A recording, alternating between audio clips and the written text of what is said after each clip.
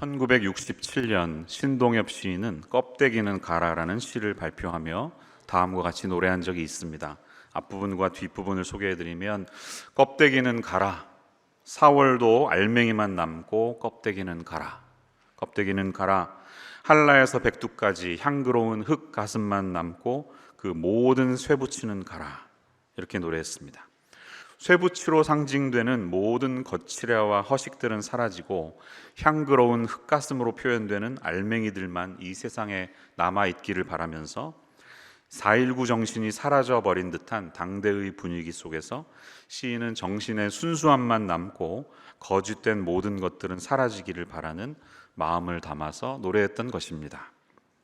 여러분, 신앙생활에도 껍데기가 있고 알맹이가 있지 않을까요? 본래 껍데기와 알맹이는 한 덩어리입니다. 한 덩어리인데 알맹이가 무르익고 나면 껍데기가 땅에 떨어지는 것이죠. 그런데 우리의 인식은 그 반대일 때가 많습니다. 겉으로 보이는 것은 알맹이가 아니라 껍데기이기 때문에 나도 모르는 사이에 정신은 잊어버리고 형식만 남아있을 때가 있습니다. 본질은 잊혀지고 현상적인 것만 자신에게 남아있는데 나는 아무런 문제가 없는 듯이 그렇게 껍데기인 채로 살아갑니다. 하나님이 보시는 나의 모습이 중요한 것이 아니라 남들이 보이는 나의 모습이 더 중요해서 거기에 치중하는 우리, 나 자신을 향한 정직한 시선을 스스로에게 들여다보기보다는 남들이 생각하는 나의 모습에 더 치중하는 모습, 그것이 위기의 시대라고 말해도 과언이 아니겠습니다. 신앙생활에도 똑같은 위기가 있지 않을까요? 우리의 신앙의 알맹이가 사라지고 껍데기만 남아있는 것을 자신만 모를 때, 그때 우리에게 위기가 온 것입니다. 제가 올려드리고 보여드리는 이 그림이 뭔지 아시나요, 여러분? 어린 시절에 70년대, 80년대를 한국에서 보낸 분들은 택시나 버스에 주로 걸려 있었던 이 그림의 제목이 뭘까요? 오늘도 무사히. 한국 사람에게는 오늘도 무사히예요. 누군가 그렇게 적어놨어요. 이발소마다 걸려있고 하도 이 복제 그림이 많아서 대한민국의 유명한 그림이었습니다. 그런데 여러분, 원래 이 그림의 원작자는 영국의 유명한 상류층 화가였다는 사실을 아십니까? 이게 원작이에요, 원작. 원래 그림은 이래요. 조슈아 레이놀즈는 18세기 영국 화단에서 가장 영향력 있는 초상 화가였습니다. 그는 시골 출신이었기 때문에 정규 교육은 받지 못했지만 그의 재능을 알아본 누이들의 지지와 도움으로 화가로 성공할 수 있었다고 하네요. 큰 누나의 후원으로 17살 때 그는 유명 초상화가 토머스 허드슨을 사사하고 9년 후에는 로마로 가서 르네상스 거장들의 그림을 직접 보면서 배울 수 있었습니다. 30살이 되면서 런던에 정착해서는 여동생의 도움을 받으며 오직 그림 작업에만 열중했다고 합니다. 뛰어난 소묘력과 색채의 사용, 숭고한 분위기를 특징으로 한 그의 그림은 영국 상류층들을 단숨에 매료시키면서 성공 가도를 달렸습니다. 1768년 왕립 예술원의 초대 원장으로 취임한 데 이어서 조지 3세에게 기사 자귀를 받으면서 그 스스로 상류사회의 일원이 되었습니다. 그는 상류층의 초상화를 그리는 것으로 명성을 얻었지만 때로는 신화나 성경 속 인물의 어린 시절을 그리는 데도 취미가 있었습니다. 그래서 여러분이 보신 그림은 사무엘이었습니다. 어린 사무엘의 기도. 어머니의 오랜 기도 끝에 태어난 사무엘은 어릴 때 하나님께 서원되어서 드려졌죠. 이스라엘의 마지막 사사였던 그는 평생 동안 명예나 권력을 한 번도 탐하지 않고 민족을 위해서 헌신했던 지도자였습니다. 레이놀즈는 이 기도하는 어린 사무엘의 모습을 통해서 지도자는 청렴결백해야 하고 순수해야 한다, 그리고 지혜와 복종의 마음이 있어야 된다 하는 것을 강조했습니다.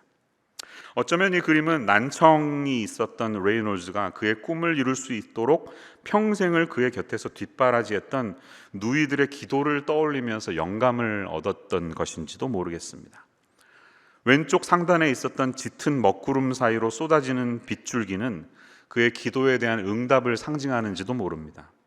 힘든 고비를 맞을 때마다 레이놀즈 역시 그렇게 주님께 기도했을 것입니다.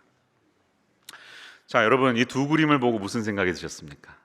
이처럼 세상에는 원작자의 의도와는 다르게 대중들의 의도에 맞게 변질되어 온 작품들이 세상에 수도 없이 많을 것입니다. 여러분은 이 두 그림을 통해서 무슨 생각을 하셨습니까? 오늘 우리가 생각할 본문에 등장하는 언약궤 이야기도 동일한 맥락에서 묵상해 볼 수 있다는 것이에요. 하나님의 언약궤를 바라보는 시선이 달라요. 하나님의 언약궤 스토리는 사무엘상 4장에서 6장까지 이어지는데요. 그래서 하나의 내러티브를 형성하고 있는데 이 이야기는 우리 독자들에게 많은 교훈을 가져다 주고 있습니다. 이 시간 짧은 시간이지만 제가 이 본문 전체를 다 자세하게 소개할 수는 없지만 간략하게 핵심을 들여다보면서 이 세 장에 담겨 있는 하나님의 메시지, 우리가 붙들어야 될 교훈들을 함께 찾고 저와 여러분의 마음속에 새기는 복된 아침이 되기를 간절히 축원합니다. 우리는 출애굽기와 레위기를 읽으면서 언약궤에 대한 이야기들을 이미 익숙하게 많이 다뤘죠. 출애굽기에서는 증거궤라고 불렸고 레위기에서는 법궤라고 불렸는데 오늘 본문인 사무엘상에서는 여호와의 언약궤 혹은 하나님의 언약궤 등으로 기록되고 있습니다. 2.5규빗, 1규빗 높이에 불과한 어린아이의 관보다도 작은 이 자그마한 상자, 이만큼이 1규빗이니까요. 한번 상상해 보세요. 이 작은 상자 때문에 얼마나 많은 스토리들이 성경에 담겨 있습니까? 이 언약궤는 잘 아시는 것처럼 하나님의 임재를 상징하는 아주 극적인 표현이었습니다. 너무 임재가 크기 때문에 그 임재를 덮는 시은좌, 멀시 시트가 없으면 우리가 죽을 수도 있기 때문에 거기에 하나님의 그 말씀을 담은 십계명과 만나와 지팡이를 넣고 덮었다는 거예요. 하나님의 임재가 너무 강력하다는 것이죠.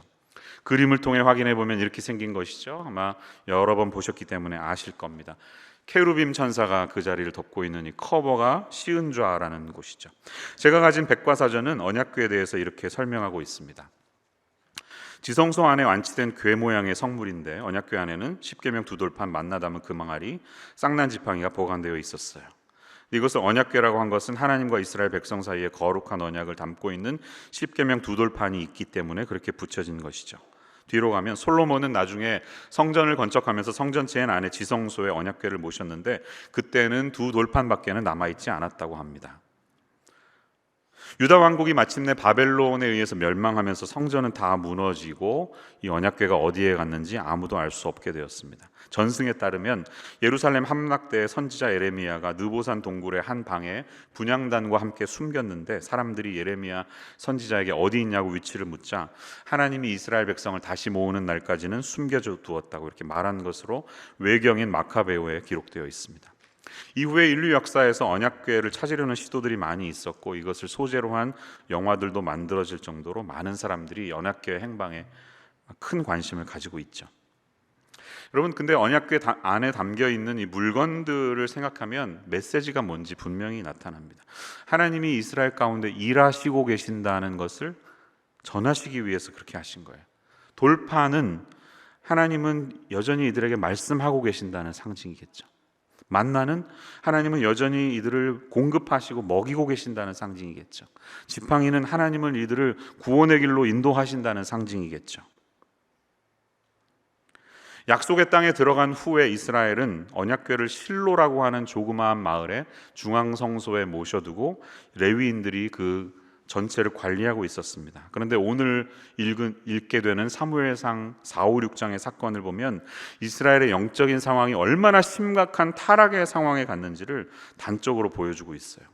언약궤는 어떤 신비한 힘을 지닌 마술적인 물건이 아닌데 이스라엘로 하여금 하나님은 그게 아니고 언약궤를 통해 내가 너희와 함께하고 있고 관계를 맺고 여전히 너희들에게 말씀하고 있다는 사실을 기억하라고 주신 말씀인데 얼마나 이것을 오해하고 있는지 거기에 대한 메시지를 주시는 것이에요. 사람들은 연불보다 잿밥이라고 언약궤가 마치 특별하고 신령한 능력이 있는 것처럼 늘 생각했습니다. 그래서 사전이 말한 것처럼 이를 소재로 한 영화도 있다는 말을 들으면 우리는 어린 시절에 보았던 영화 하나가 떠오르죠. 인디아나 존스입니다. 인디아나 존스 시리즈가 작년까지 나왔었죠. 그런데 이 작품은 첫 번째 작품 81년도에 나와서 해리슨 포드를 일약 스타덤에 올렸던 80년대를 대표하는 문화적인 아이콘입니다. 한국어 제목은 레이더스인데 원제는 Raiders of the Lost Ark, 잃어버린 법궤를 찾는 추적자들이라는 뜻이죠. 영화의 소재는 이 법궤가 어디 있는지 유대 성서학자들의 자문하에서 상상력을 동원해서 이제 추적하는 것인데, 이집트의 한 신전에 보관되어 있던 것으로 영화는 몰아가고 2차 세계대전 때 나치들이 그것을 가져가려고 했을 때 인디애나 존스의 스릴 있는 경쟁 끝에 미국 고고학자들의 손에 넘겨져서 국방성 창고에 보관되는 것으로 영화는 끝이 납니다. 솔로몬 왕 사후에 행방이 모연해진 이 법궤는 바벨론 포로기 이후에는 아무런 기록을 찾을 수 없기 때문에 미스테리가 되었습니다. 지금도 많은 사람들이 과연 어디 있을까 이렇게 궁금해하는데요. 왜 이렇게 궁금해하는 것일까요? 거기에는 하나님의 임재가 있었다고 하니까 하나님이 가진 어떤 능력도 뭔가 담겨있는 특별하고 신비로운 성물이 아닐까 하기 때문에 지금까지 사람들이 관심을 기울이는 게 아니겠습니까? 그도 그럴 것이, 생각해보면 이 얼마나 큰 기적과 능력이 언약궤를 앞세웠을 때 일어났나요? 여호수아를 우리가 읽었잖아요. 요단강을 건널 때 3장에 보면 언약궤를 맨 제사장들을 제일 앞에 세우고 당당하게 요단강을 기적같이 건너가는 능력이 있었습니다. 6장을 보면 여리고성을 공략할 때도 매일 언약궤를 앞세워서 한 바퀴 한 바퀴 돌다가 마지막 날 7바퀴를 돌 때 여리고성이 무너지지 않았습니까? 그러니까 언약궤는 우리 민족에게 승전을 보장해주는, 이것만 있으면 백전백승해도 된다는 특별한 물건인 것처럼 신성시 되었을 것이 당연했을 것입니다. 하지만 충격적인 사실이 뭐예요? 사무엘상 4장을 보면 전투를 블레셋과 이스라엘이 벌였는데 숙적 관계였어요. 근데 맨 앞에 보면 패합니다. 4,000명이나 희생을 당합니다. 우리가 이렇게 지지? 그러면 안 되겠다 해서 4장 3절에 보시면 이럴 것이 아니라 실로에 있는 성소를 가지고 와서 전투의 맨 앞에 서게 하자라고 결의하는 내용이 나와요. 4장 3절 보세요. 여호와의 언약궤를 실로에서 우리에게로 가져다가 우리 중에 있게 하여 그것으로 우리를 우리 원수들의 손에서 구원하게 하자. 이렇게 이스라엘 지도자들은 생각을 한다는 것입니다. 결과는 어떻죠? 대패했습니다. 대패. 그래서 4,000명이 아니라 이번에는 3만 명이 넘는 사람들이 전사하고요. 이 법궤는 블레셋의 손에 빼앗겨 버리고요. 이 전쟁을 이끌던 엘리의 두 아들 홈니와 비느하스가 거기서 죽고 맙니다. 얼마나 이게 충격이었을까요? 어떻게 된 거지? 아니, 왜 언약궤를 우리가 가지고 있었는데 이런 결과가 일어날지? 그들은 굉장히 놀랐을 것입니다. 적어도 이스라엘은 전쟁의 승패가 하나님께 있다는 사실 정도는 알고 있었습니다. 여호수아나 사사기에서 시종일관 보여주는 것이 그것이었기 때문이죠. 전쟁이 하나님께 달렸다. 모두 공식적으로는 알고 있습니다. 그러면 이 전쟁에서 이기기 위해서는 어떻게 해야 하겠습니까? 하나님께 나아가야 하지 않겠어요? 하나님, 우리가 이 전쟁을 어떻게 승리할 수 있겠습니까? 라고 물어야 하지 않겠습니까? 4장 1절에 보면 이제 사무엘이 온 이스라엘에 전파되면서 새로운 지도자로 떠오르기 시작했는데요. 그렇다면 사무엘에게 찾아가서 의논해야 하지 않겠습니까? 그런데 그런 내용은 전혀 없습니다. 이들이 기도했다는 내용도 하나도 나오지 않고 물었다는 내용도 없습니다. 다 교만인 것이, 그들이 다 답을 알고 있다고 스스로 생각한 것이죠. 이들은 하나님께 전쟁의 승패가 있다는 사실은 알았지만 왜곡된 시각을 갖고 있었어요. 하나님의 임재를 상징한 언약궤만 가지고 있으면 전쟁에 승리할 것이라 생각했던 것입니다. 여러분, 그들의 이 생각이 맞는 것일까요? 틀린 것일까요? 어떤 때는 실제로 그렇게 해서 이겼습니다. 하지만 언제나 그것이 옳은 방법은 아닙니다. 우리도 이런 실수를 저지를 때가 많아요. 그래서 이 메시지를 잘 이해해야 합니다. 이스라엘 지도자들은 미디안과 시내산에서 인격이고 주권적인 존재로 나타나셨던 하나님을 상자 속에 들어있는 신으로 바꾸려 했습니다. 그래서 4장 3절 다시 보세요. 그것으로 우리를 우리 원수들의 손에서 구원하게 하자. 하나님을 경외하는 게 아니라 하나님의 임재가 거기 있는 것처럼 그것만 있으면 우리가 구원될 수 있다고 착각하도록 변화된 것이라는 것이죠. 그렇게 하면 주술을 사용해서 우리의 맞은편 아벡에 진치고 있던 블레셋을 우리가 물리칠 수 있을 것이라 착각했지만 결과는 충격으로 찾아왔습니다. 이들이 법궤를 빼앗겼던 이 사건은 사사시대의 영적인 상태를 대변해주는 가장 최종적이며 극적인 사건입니다. 그래서 이 충격적인 소식을 들은 엘리는 의자에 앉아 있다가 뒤로 넘어가면서 목뼈가 부러져서 죽습니다. 그가 나이가 많았고 뚱뚱해져 있었다. 성경은 이렇게 말합니다. 영적으로 둔감해져 있다는 의미겠죠. 비느하스의 아내, 그러니까 엘리의 며느리는 이 소식을 듣고 조산해버립니다. 그래서 아들을 낳는데 아무런 감동이 없어요. 기쁨도 없어요. 그리고 충격에 빠진 나머지 이름을 이가봇이라고 부릅니다. No glory. 가봇이 글로리인데 no glory. 영광이 떠났다. 이렇게 굉장히 비극적인 이름을 아들에게 짓습니다. 이것이 4장의 마지막 이야기예요. 여기까지의 흐름을 지도를 통해 한번 동선을 확인해 볼까요? 지도를 보시면 언약궤는 실로라는 곳에 머물고 있었는데 전투에서 패하니까 에베네셀로 가지고 왔어요. 그리고 여기에 이제 아벡이 있었어요. 여기서 전투를 벌인 거예요. 근데 대패하고 말았습니다. 그래서 이 법궤는 블레셋의 5대 도시 중에 하나인 아스돗에 와서 이제 머물게 된 것입니다. 여기서부터 5장이 시작됩니다. 여러분, 하나님의 영광이 떠났다. 이 가봇이라는 말은 물론 틀린 말입니다. 하나님의 영광은 이스라엘을 한 번도 떠난 적이 없습니다. 그렇게 혼란스러운 상황 속에서도 하나님은 다시 그분의 영광으로 나타나시려던 참이었어요. 근데 비느하스는 자기의 시아버지가 죽고 남편이 죽고 이제 집안이 다 풍비박산이 나니까 우리 집안은 이제 끝났다, 우리가 가졌던 그동안의 지도자의 특권과 권력도 사라졌다는 그런 절망 때문에 그렇게 표현했는지는 모르지만 성경이 말하는 영광의 의미는 좀 다릅니다. 영광은 보이지 않는 하나님의 임재의 실제적인 증거입니다. 우리가 사람의 마음에 드는 뭔가를 건축하려고 할 때 하나님은 훅 하고 어김없이 그 건축물을 날려버리십니다. 내 영광에 미치지 못했기 때문에. 날림으로 지은 인간들의 욕망을 담은 구조물과는 대조되는 하나님의 중후함이 거기에 있고, 불길로 상징되는 무겁고 강력한 것이 영광입니다. 모래 위에 세워진 인간의 모든 문명의 허상들은 불로 인해서 다 태워버려질 것입니다. 하나님의 영광은 그런 것입니다. 제임스 휴스턴은 한 강의에서 재치 있게 모래 위에 세워진 현대 문명을 이렇게 표현한 적이 있습니다. 우리는 역사상 최초로 문자 그대로 모래 위에 문명을 세웠다. 왜냐하면 우리가 사용하는 컴퓨터의 핵심 부품인 실리콘 칩은 바로 모래로 만든 것이기 때문이다. 이렇게 말했습니다. 언약궤를 빼앗긴 사건은 실로에 만연되어 있었던 종교적인 부패를 하나님이 심판하셨다는 결정적인 증거였고, 블레셋은 단지 그 심판의 도구로 사용되었을 뿐입니다. 여러분, 우리는 하나님을 너무 단순하게 생각하는 경향이 있습니다. 하나님은 언제나 내가 잘 되도록 도와주셔야 되고, 내가 예수님 믿으면 하나님은 언제나 내 병을 낫게 해주셔야 되고, 하나님은 언제나 내 편이 되셔야 한다, 이렇게 생각합니다.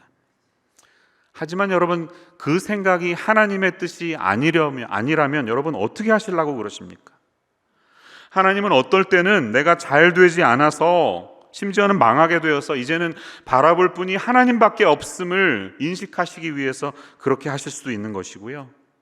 내 몸과 마음이 연약해져서 더 이상 나 자신만을 의지하지 않고 하나님만을 바라볼 수 있게 하시려고 그렇게 하시는 것일 수도 있고요. 내가 잘못된 자리에 서 있기 때문에 그 자리를 되돌리시기 위해서 내 위치를 바꿔서 하나님 계신 곳으로 옮기시려고 하는 것일 수도 있는 것이 아니겠습니까? 제가 공부하면서 참고한 글에 이런 표현이 있더라고요. 내 뒤통수를 치시는 하나님을 만나거든 하나님 탓하지 말고 뼈 아프더라도 내 뒤통수가 어디를 향하고 있는지 보라. 이 말씀을 잘 기억하셔야 됩니다. 여러분, 환난이 우리에게 찾아올 때 우리는 그렇게 할 수 있어야 할 줄로 믿습니다.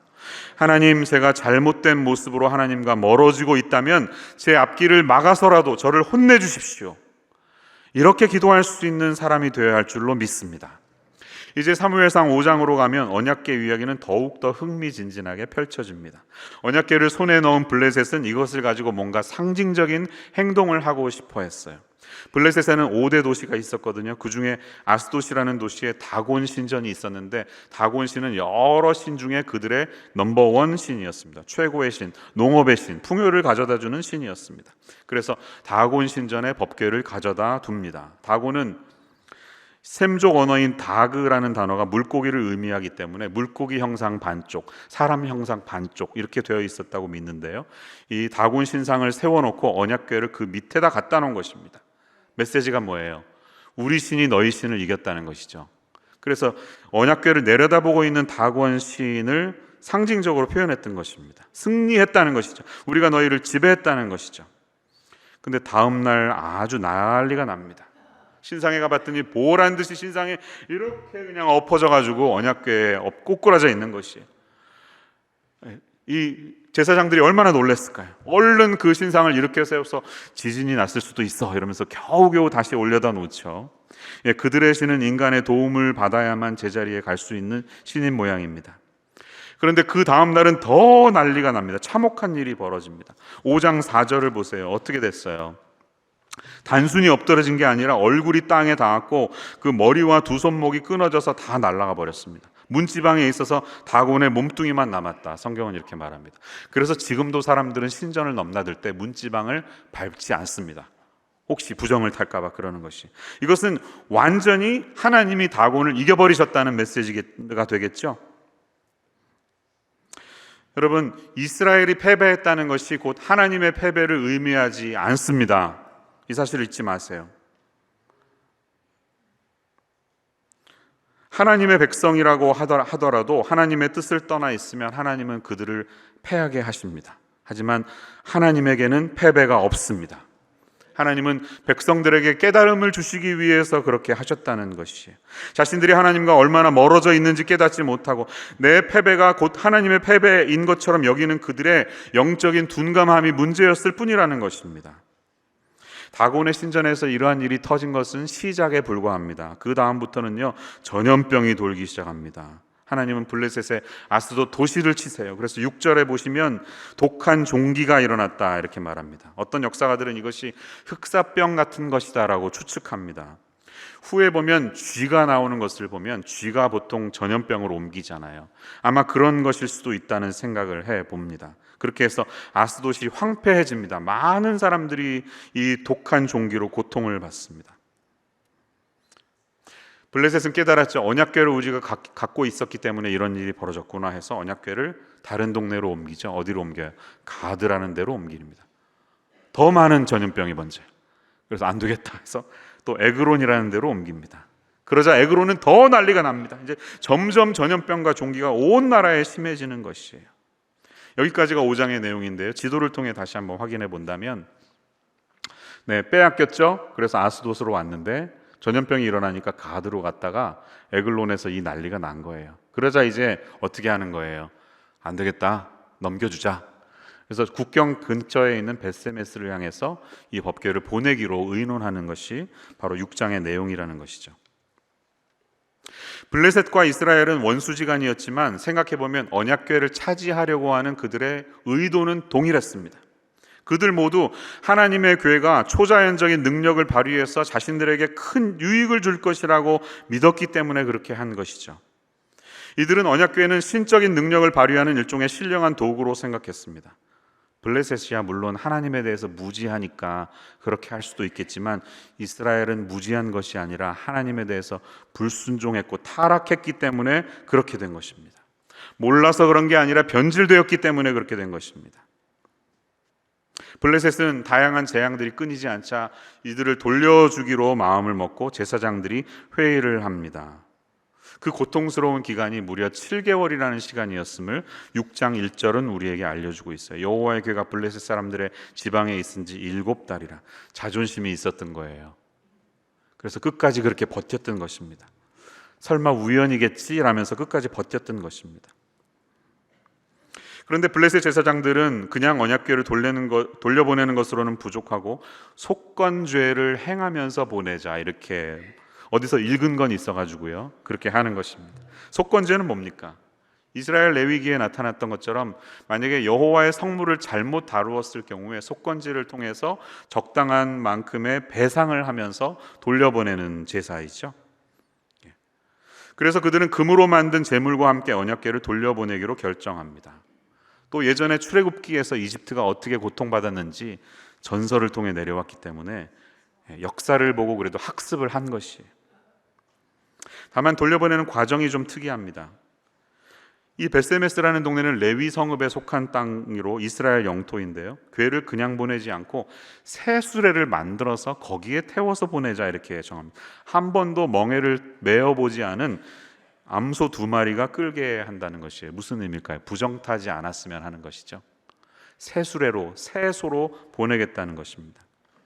그리고 거기에다가 블레셋 5종족을 의미하는 금쥐 5마리, 그리고 독종을 상징하는 5개를 만들어서 함께 제물로 보낸다는 것입니다. 종교적인 이해로 그리한 것이에요. 전염병이 쥐 때문에 생겼다고 믿었기 때문에 일종의 동종요법이라고 할 수가 있습니다. 예방주사의 원리예요. 같은 균을 사용해서 몸에 투입을 하면 다른 균이 그것으로 우리가 병에 앓지 않으니까 똑같은 원리로 보내는 것입니다.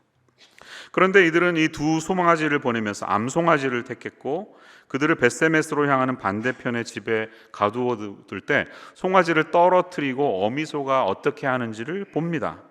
그것이 9절의 내용이에요. 왜 이렇게 했을까요? 9절은 설명하고 있습니다. 이런 것이에요. 어미소면, 또 젖이 퉁퉁 불어있는 소면 본능적으로는 자기 새끼가 뒤에 있으면 개들을 내버려 두고 절대로 가지 않습니다. 그렇죠? 반드시 자식에게 가서 젖을 먹이는 것이 어미소의 본능인데, 그렇지 않고 뒤도 돌아보지 않고 이들이 그냥 가면 이게 하나님 뜻이구나, 우리가 맞는 선택했구나 라고 생각하고, 만약에 소가 다시 돌아가서 젖을 먹이면 우연히 일어난 일이야, 마지막까지 테스트를 한 거죠. 그런 의도로 한 것입니다. 본문을 읽어보면 블레셋은 얼마나 미신적인 생각과 종교의식으로 이것을 하고 있는지 다 드러나고 있습니다. 하지만 결과를 보면 하나님은 당신의 뜻을 완성하시기 위해서 우리 주변에 가까이 있는 것들을 기꺼이 사용하신다는 것이에요. 하나님은 문화의 장벽과 종교의 장벽을 뛰어넘어서 일하시는 분이시라는 것입니다. 그들의 의도는 미신적인 생각으로 그렇게 시작했지만 하나님은 결국 그 생각들을 다 잠재우고 당신의 뜻을 이루어 가신다는 것이 오늘 이야기가 우리에게 말해주는 사실이라는 것입니다.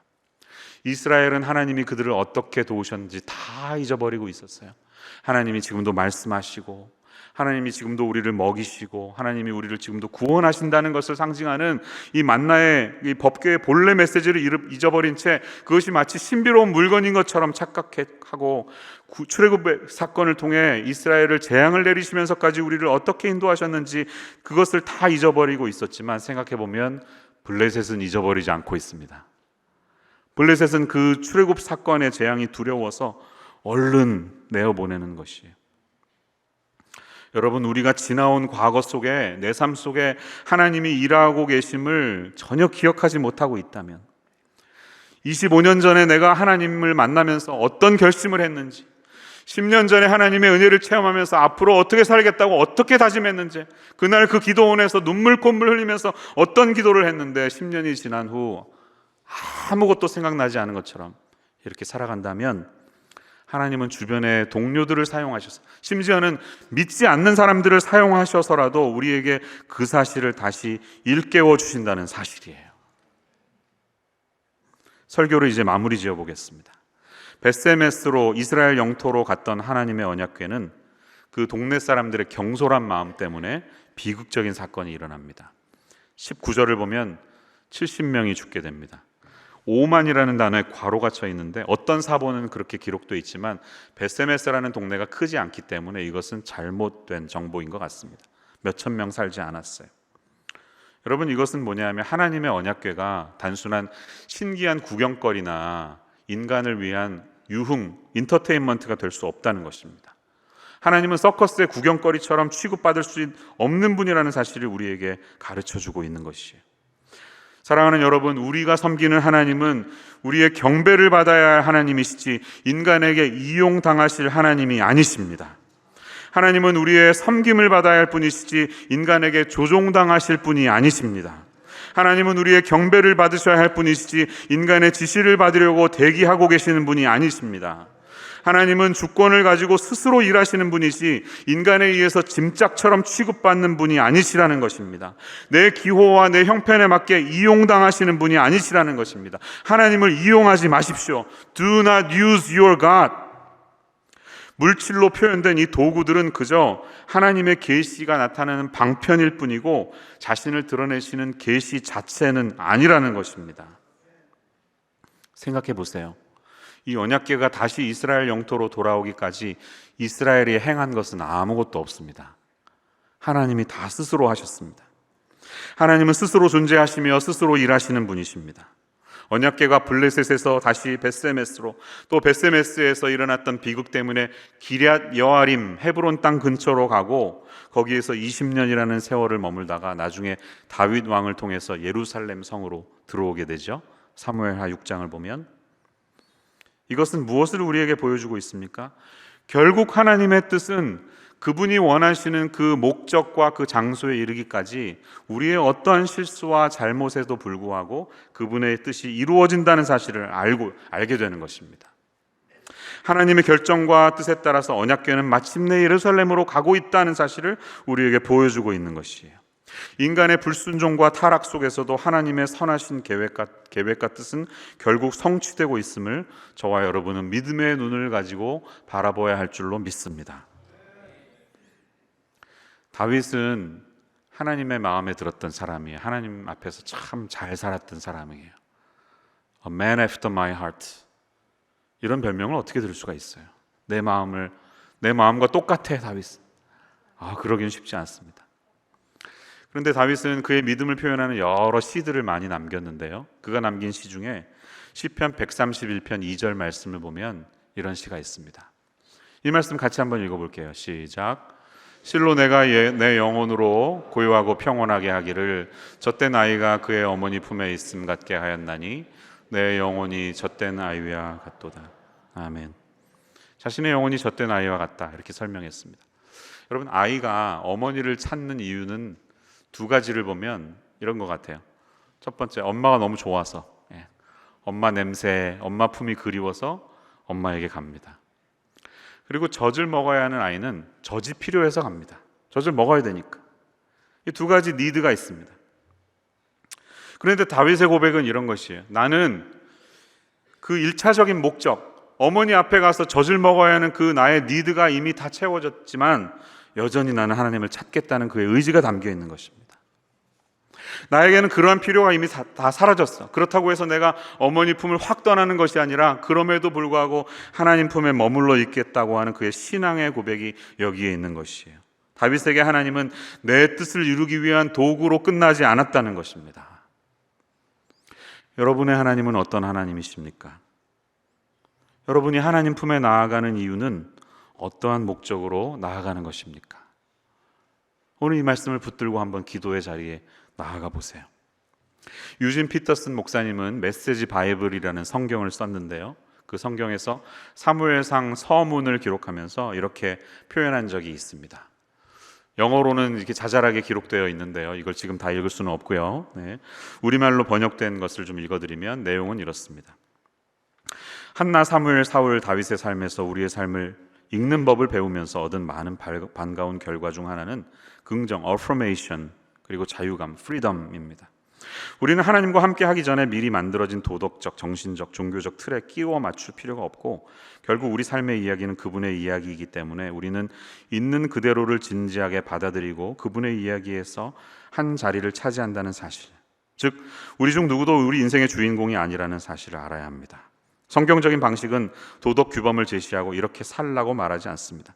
교리 체계를 제시하면서 이렇게 생각하면 잘 살 수 있다고 말하지도 않습니다. 성경적인 방식은 이야기를 들려주면서 이렇게 한번 살아보세요 라고 초대하는 것입니다. 이것이 인간이 되는 모습이고 이것이 인간으로서 성숙해가는 모습입니다. 우리가 성경에서 얻을 수 있는 것을 위해 또는 밋밋한 삶의 색과 향을 더할 수 있다고 생각해서 성경의 계시를 이용할 때 우리는 성경의 계시에 폭력을 가하는 것입니다. 그 결과 일종의 장식용 영성, 부티크 스피리추얼리티, 하나님을 하나의 장식품으로 생각하거나 보강제로 생각하는 오류에 빠집니다. 사무엘 이야기는 그것을 허용하지 않습니다. 우리가 읽은 이야기에 우리의 삶을 복종시킬 때 우리는 우리의 이야기에서 하나님을 보는 것이 아니라 하나님의 이야기에서 우리의 이야기를 보도록 이끌림을 받게 됩니다. 여러분, 이 말씀이 얼마나 좋아요. 여러분, 성경 통독하시면서 항상 이러한 자세로 살아가실 수 있기를 축원합니다. 하나님의 이야기에서 나의 이야기를 보시기 바라요. 내 이야기 속에서 하나님을 끌어들이지 말라는 것입니다. 하나님은 우리의 인생을 채워주는 장식품이 아닙니다. 액세서리가 아닙니다. 신앙은 껍데기로 할 수 없습니다. 신앙은 언제나 본질의 문제를 다루어야 하기 때문이에요. 우리의 마음의 중심에 무엇이 있는가를 바라보는 것이 바로 신앙이기 때문입니다. 그런데 많은 사람들은 껍데기를 바꾸면 내가 좋은 신앙생활을 하고 있는 것처럼 착각합니다. 그 껍데기를 뒤집어 쓰고 열심히 어떤 장소에 간다든지 열심히 무엇을 한다든지 열심히 무엇을 바친다든지 하면 하나님이 그것을 보고 기뻐하시는 줄로 착각해요. 근데 그렇지 않습니다. 하나님은 우리 마음의 중심을 보시는 분이십니다. 아무리 우리가 껍데기를 바꿔 쓴다 한들 내 마음의 중심이 하나님을 향하지 않으면 집안에 10개 이상의 십자가를 붙여놓는다 한들 하나님의 뜻은 우리의 삶 속에 이루어지지 않는다는 것이에요. 우리는 나를 중심으로 하나님을 곁에 두려고 하지만 그것은 언약궤를 나에게 가져와서 전쟁에서 이기려고 하는 이스라엘의 오만과 똑같은 생각입니다. 혹은 하나님을 전리품의 하나로 삼아서 자기 신전의 장식품처럼 취급하려고 하는 블레셋의 무지함과도 다름이 없다는 것입니다. 생각해 보세요. 하나님을 전혀 모르는 블레셋들조차도 애굽에서 있었던 사건을 기억하면서 그 실수를 반복하지 않으려고 하고 있습니다. 레위기의 제사법을 또 어디서 읽은 건 있어가지고요 뭔가를 하려고 합니다. 자신들의 삶의 태도를 좀 바꾸려고 합니다. 그런데 성경을 알고 있고 하나님을 믿고 있는 우리의 삶은 어떻습니까? 우리는 성경이 우리에게 들려주는 이야기를 통해서 이 성경이 담고 있는 진리를 잘 파악한 후에 그것을 우리의 마음 한가운데에 적용해야 할 줄로 믿습니다. 여러분, 오늘 이 시간이 그 시간이 되시기를 축원합니다. 이제 오늘 메뉴 뭐가 나오나 밥 먹어야지 이거 하시기 전에요. 밥 먹고 얘기하면 다 잊어버리잖아요, 그렇죠? 그 전에 한번 결단해 보세요. 이 말씀 가지고 찬양하고 기도할 때 하나님, 제 마음의 중심에 지금 무엇이 있습니까? 저에게 그것을 볼 수 있는 눈을 주십시오. 그리고 이것이 블레셋과 이스라엘의 실수와 동일한 것이라면 그 자리에서 저를 딱 막아 세우시고 바른 길로 인도해 주십시오. 이렇게 고백할 수 있는 이 시간이 되었으면 좋겠습니다. 우리에게 있는 껍데기는 벗어버리고 진실한 마음으로 오늘 말씀을 부여잡고 하나님 앞에 나아가시는 이 아침 되시기를 축원합니다. 형식만 갖추고 흉내만 내던 껍데기 신앙은 이제 다 벗어버리시기를 바랍니다. 껍데기는 가라! 껍데기 좀 벗으세요. 이제 차라리 다곤 신상처럼 꼬꾸라져서 엎어지는 게 낫습니다. 그럴 바에는 차라리 하나님 앞에 꼬꾸라 엎드러지세요. 다 그냥 박살나버리세요. 우리의 자아가 다 깨지고 무너져 버리면 하나님은 그런 우리를 다시 빚으셔서 세워주시기 때문에 그렇습니다. 하지만 끝까지 변하지 않고 껍데기만 입고 있으면 하나님도 방법이 없는 것이에요. 기도하겠습니다. 하나님, 우리 마음의 중심을 보시는 하나님 앞에 우리 삶에 담긴 이 마음을 가지고 주님 앞에 나아가는 이 시간 되기를 원합니다. 껍데기 신앙을 내던지고 하나님 앞에 순전한 마음으로 나아갈 수 있는 이 아침 되게 하여 주시옵소서. 예수님의 이름으로 기도합니다. 아멘.